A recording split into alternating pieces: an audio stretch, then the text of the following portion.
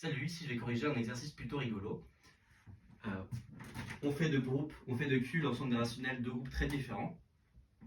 On regarde Q le groupe additif et on regarde Q étoile le groupe multiplicatif. Pourquoi ils sont très différents? Parce qu'en fait on a montré que les seuls morphismes de celui-là dans celui-là, c'est le morphisme trivial. Ok? Je te conseille d'essayer de voir plus tard, c'est un truc que tu verras souvent dans les groupes. C'est le concept de groupe divisible. C'est quoi un groupe divisible? C'est un groupe dans lequel tu peux diviser par n pour tout entier n. Par exemple, z c'est pas divisible, parce que 1 si je peux pas diviser par 2. Q par contre c'est divisible. Ok? Et la surprise c'est que Q étoile, c'est pas divisible évidemment, parce qu'on n'a pas la racine de 2. Et la racine de 2 c'est pas 2 sur 2, mais c'est 2 sur 2 au sens multiplicatif.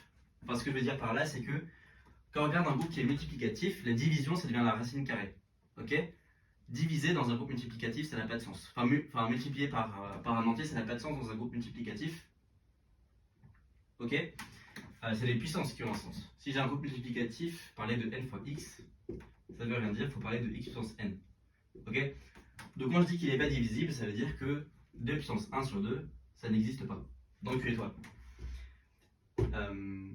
Et la blague, c'est que si on a un morphisme comme ça, on va voir que son image par un truc divisible va forcément être divisible. Et donc on verra assez facilement qu'il n'y aura que 1.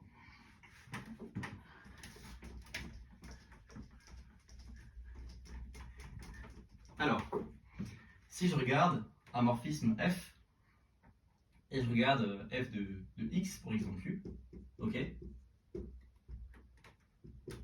Si je regarde n dans n, et là, il va y avoir un petit jeu stérile qui va être que f de x sur n, c'est à la puissance n, c'est f de x. Qu'est-ce que c'est que ce jeu stérile? C'est juste un jeu d'écriture. Quand on a un morphisme multiplicatif, enfin qui va d'un groupe additif vers un groupe multiplicatif, f de x à la puissance n, c'est f de nx. Donc f de x sur n, quand on met à la puissance n, ça fait f de x. Donc ce qui se passe, c'est que f de x admet une racine n pour tout x, pour tout n. Et comme j'ai dit, Q étoile c'est très peu divisible parce que tout entier à un moment, quand on fait que d'extraire des racines, il y a un moment où les puissances de p elles bug.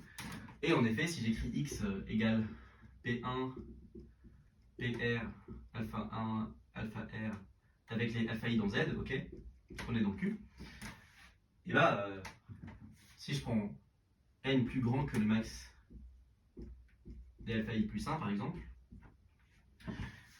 on voit bien que x puissance 1 sur n plus 1, x puissance 1 sur n, pardon, avec ce n là, c'est pas dans Q.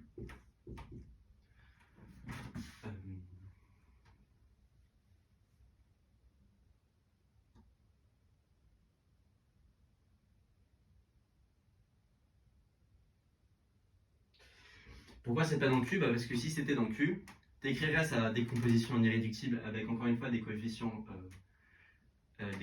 qui sont des entiers relatifs. On mettrait la puissance n, je vais le faire d'ailleurs, et on verrait que les seuls nombres premiers qui apparaissent, c'est des PI, et on verrait aussi que n divise tous les alpha i. Donc si j'écris que ça c'est Q1 jusqu'à QS, du coup, on n'est pas sûr que c'est le même indice. Bêta 1 jusqu'à bêta n. Qu'est-ce qui se passe? Quand on met à la puissance n, c'est les deux parties de chaque côté. Par unicité de la décomposition en irréductible dans Q, on n'a que bêta i fois n, c'est égal à alpha i. Mais ça, c'est pas possible vu comment on a choisi n. Voilà, il faut prendre le max des modules. Et donc, ça conclut, on a que f de x, c'est forcément égal à 1. Ok? Sinon, on peut faire ce raisonnement parce que l'indice ici du nombre premier r est plus grand que 1. Et donc, le morphisme est trivial. Voilà. Des groupes divisibles, il y en a plusieurs. Il y en a un que je vais étudier bientôt.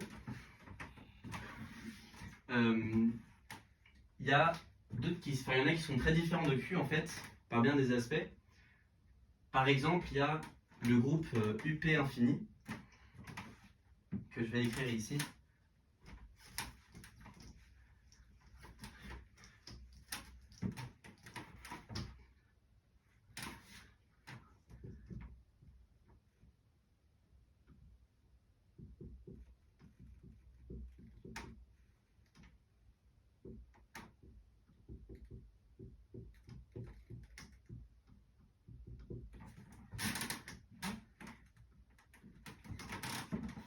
Voilà, UP infini, c'est ce groupe-là.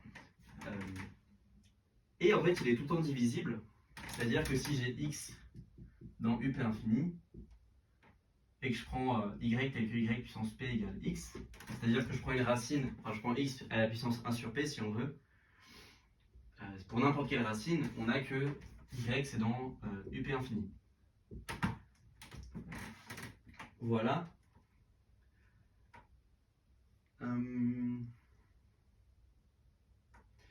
Par contre, c'est pas divisible pour d'autres nombres premiers que p. C'est-à-dire que si j'ai un y dans c tel que y puissance q égale x, si j'ai une racine qm de x pour q un nombre premier qui est différent de p, ou même un entier premier à pied, ce qu'on a c'est que l'ordre de y, que je vais noter petit o de y, ça va être quelque chose de la forme p puissance k0 q, et donc on voit que c'est pas quelque chose de la forme p puissance k, et donc y n'est pas dans UP infini. UP infini, ça peut aussi se retrouver dans Q. C'est si je regarde les éléments, un peu comme les déadiques, mais que je généralise ça à tout premier, c'est-à-dire que je prends un entier qui est premier avec P, et je le multiplie par P puissance K pour K un entier relatif. Bah là, ça va me faire, si je quotiente ça par Z, ça va me faire la même chose que UP infini. Donc, pour résumer, on peut créer plein de groupes qui sont P divisibles pour un seul P. Ça va être les UP infinis.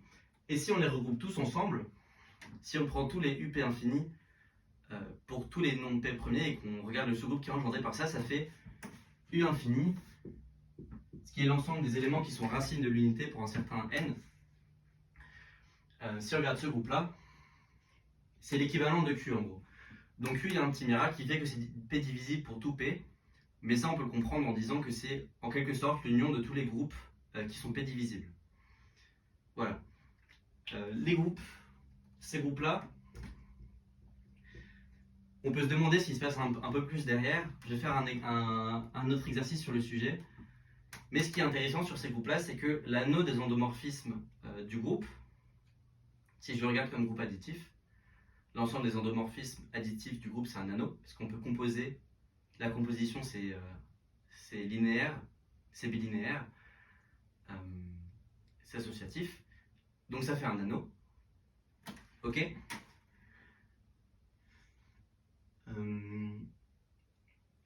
Si on regarde l'anneau des endomorphismes, en fait, ça va être les entiers p-adiques. Ça va être ZP. Ça, tu peux le comprendre comme tu choisis où est-ce que tu envoies une racine primitive pm de l'unité. C'est comme si c'était ton premier coefficient dans ZP. Ensuite, tu choisis où tu envoies une racine p carré primitive de l'unité. Ça, c'est ton deuxième coefficient. Et tu peux vérifier que ton deuxième coefficient est la puissance p. C'est ton premier coefficient. Donc, c'est un truc qui ressemble à ZP. Je trouve que c'est une définition un peu nulle de ZP, mais ça donne un peu de contexte. Il se passe en effet quelque chose derrière ce UP infini, et c'est un peu une porte d'entrée vers ZP.